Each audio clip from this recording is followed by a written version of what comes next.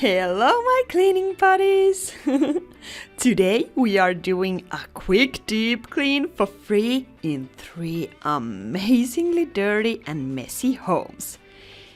Guys, get your popcorn ready, enjoy the show, and of course, I'll be sharing the story of each house during the cleaning. First up, we have a house where the resident was truly anxious. Here lives a young woman named Mila. Mila had a relatively large family, lots of siblings, parents, and grandparents. She had several pictures of them on the wall, which was really nice. But I removed them temporarily during the cleaning so the family wouldn't be identifiable. I always perform cleanings anonymously, so the resident remains unidentified. Often, the fear of exposure is significant, and because of that, some are even afraid to seek help, which, of course, I completely understand, though it's unfortunate. However, Mila had the courage to reach out to me because she was scared. She's afraid that a maintenance worker might inspect the apartment or that a relative or friend might drop by unexpectedly. Mila has been renting this apartment for over 6 years, and slowly the situation got out of hand. And now her fear has started gnawing at her mind daily. And now it affects her sleep. She feels distressed at home amongst trash, and when she's away, she's really anxious that someone might come to her apartment in the meanwhile. Mila believes she'd surely get evicted if the situation were exposed to an outsider. This is her worst fear because despite everything, she values her home. And I get that. She wishes to take better care of it. Mila told me via Facebook Messenger that she had been struggling with depression for a long time, during which her apartment was neglected and was filled with smelly trashes and filth. So with the things which I love. Mila just simply didn't have the energy to even take out the trashes. Her energy was consumed by work. And that's a good thing that she was able to work, of course. But when she got home from work, she tried to avoid reality by diving into books and games. She ate but couldn't clean up her dishes, trashes, and leftovers day after day. For example, when the kitchen trash bag piled up, Mila closed it and placed it in the bathroom, intending to take it out later. Next day, maybe next day. But that day never came. At work, her thoughts were at home, and at home she tried to escape her thoughts. That doesn't sound good. Mila wasn't treating herself or her home well, even though she really wanted to. Because, no one wants to live in the midst of clutter and filth. Nobody. But sometimes the situation isn't a personal choice. But luckily, Mila did seek help, and with therapy and medication, she gained a bit of new energy. She became aware of her situation. Her eyes were open and she saw that her home was a mess. But with her energy still running quite low, she couldn't clean up the mess. So, she decided to ask for help, and I'm so glad she did. Now I was able to break another negative cycle and remove the burden and worry from Mila's shoulders. When I was cleaning here, I was just thinking, how would it feel not to fear someone entering your apartment anymore? Like, amazing. It would probably feel incredibly liberating. I believe that as she gains more strength, cleaning will bring even more of it. I just love my job, guys. And helping people who dare to ask for help. And now, Mila's home is tidy, clean, and fresh. Welcome home, Mila.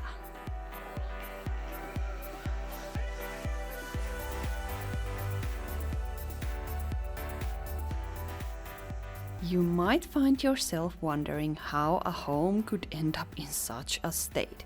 How are there so many bottles and cans here? What on earth has happened here? Often people ask me how anyone could live like this. Why they don't clean or why they don't seem to care.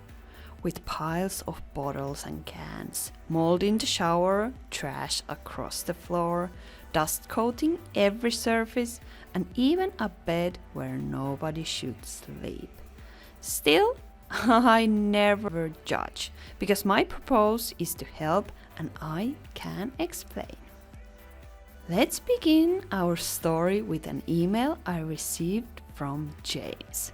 I was at a spa with my fiancé and it was Sunday morning, just waking up to a beautiful day.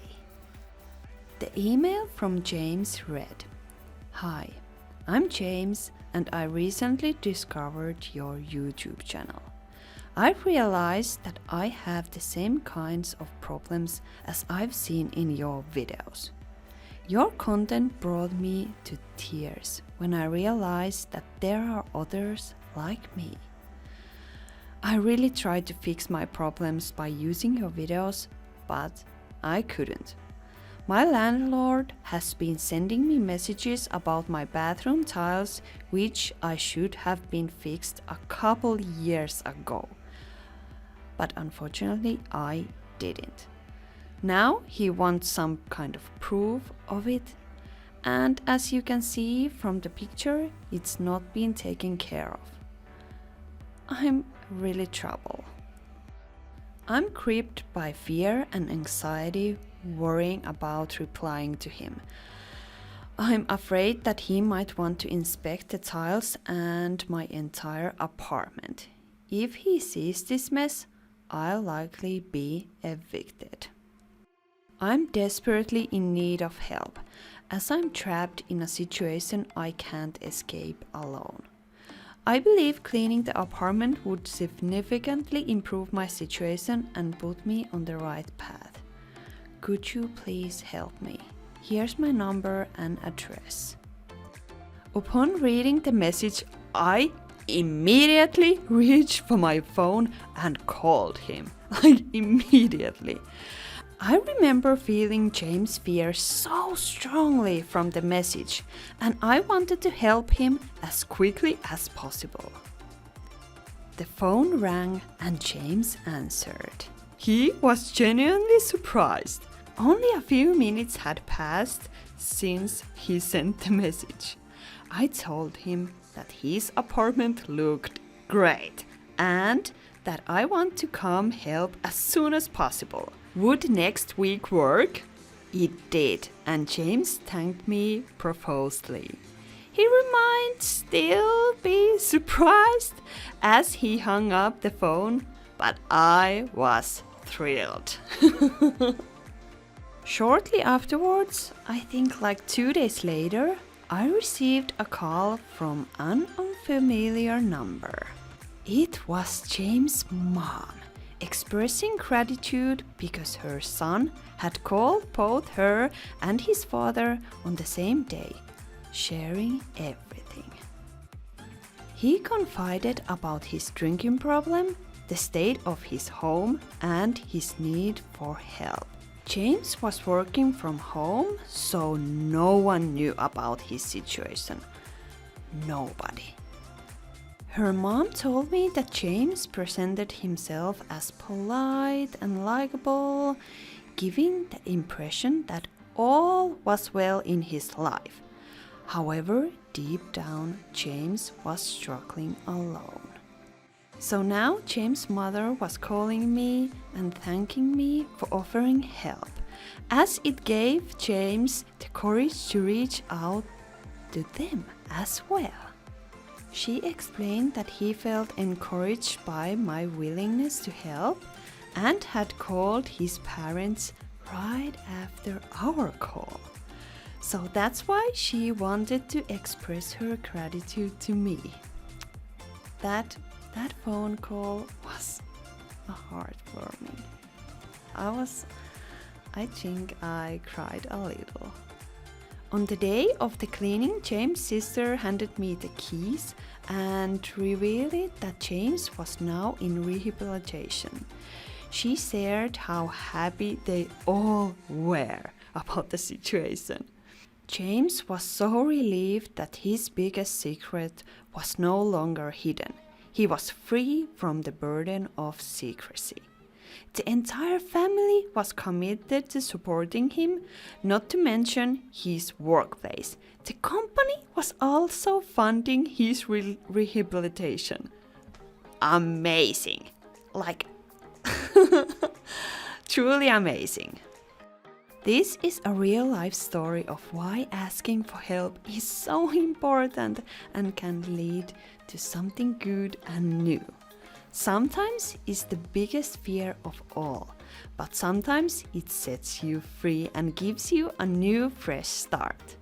My motto is don't believe yourself, because many times your head is telling all kinds of stuff to you. You can't do something, you can't reveal your pain, blah blah blah blah blah, things like that. But when you don't believe yourself and your fear, you can find something what sets you free. Now, welcome to the haunted house of horrors. The year was 1980, precisely 40 years ago. Elizabeth, 32, and her husband Paul lived with their daughter Maya in a charming small town rental home. Elizabeth and Paul were deeply in love and had dreams of a shared future. They wanted not just a house, but a home built with their own hands. So they set to work. Spring arrived and the blueprints were ready. Both Paul and Elizabeth were skilled, and they embarked on building their own home. Also, their fathers lent a helping hand. As is often the case when constructing something, there is challenges, but their spirit was unbroken. Paul would work days and build nights. Their time together was limited, but after 2 years of determination, the house was complete. The family moved in, and those years became the happiest in Elizabeth's life. But what happened next?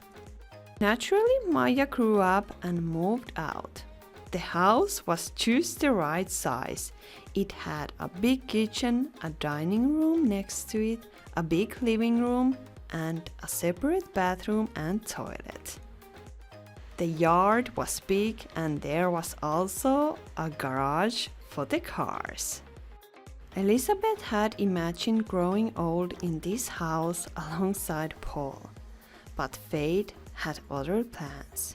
In 2012, over 10 years ago, Paul passed away.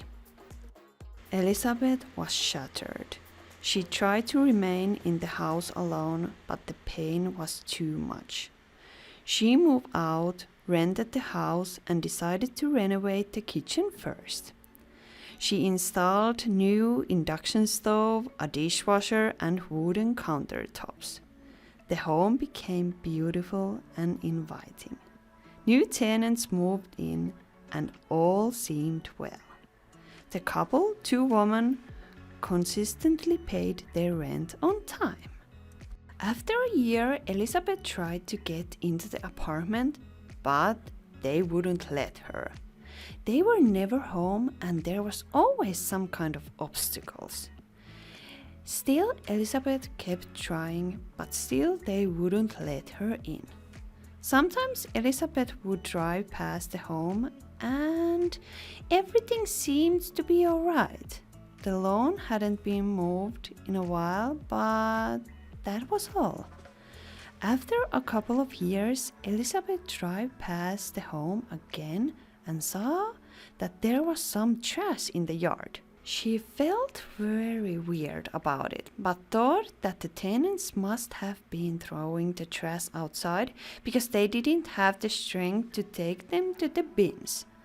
She was sure that the inside of the home was clean and everything was fine, right?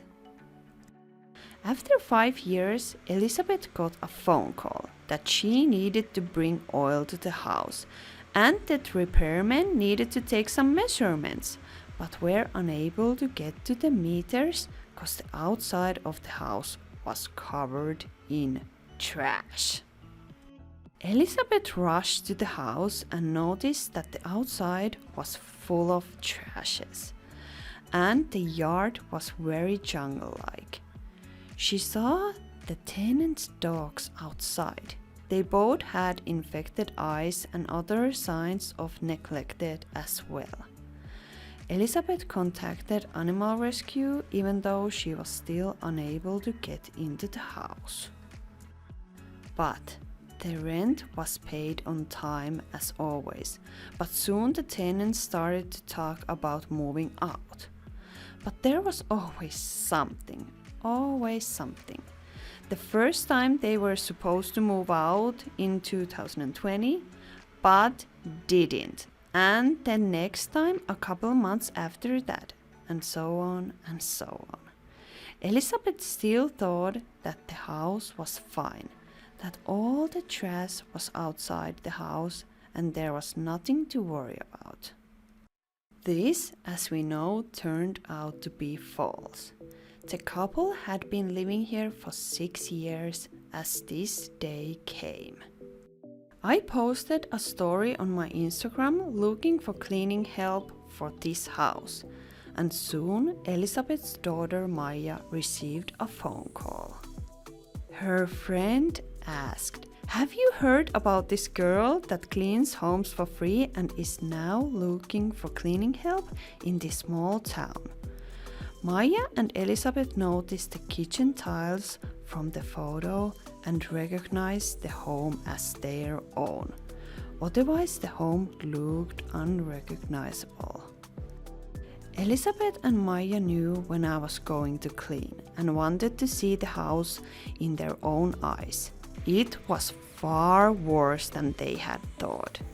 The only good thing about it was that me and my helpers were already cleaning the house. At this point in summer 2020, the tenants told me that they were moving out during that same month. I wasn't sure about it, so I gave Elizabeth my phone number. 3 months later, Elizabeth told me that there was no way she wouldn't have been able to clean the home. She also told me that the tenants had left. Not that month, but the next anyway. It was, however, a victory for her. She also told me that some mess had been forming in the living room again. Some coffee bags and noodle packets. Elizabeth didn't get any help or compensation for the damage. Elizabeth did seem pretty positive since she finally got hold of the house again. She had also started to renovate the home. She had to change the flooring and some walls. Little by little, she built up the house again. But Elizabeth wasn't sure what to do with the house after. She was kind of afraid to rent it out again, but she didn't want to move there either. Our phone call was really nice and I felt good after it. Elizabeth didn't know where the tenants were staying now, but said that they had to be very sick to be able to cause such damage and to live amongst it. Elizabeth certainly had a lot to deal with in the situation, but she remained very hopeful, which also lifted my spirits.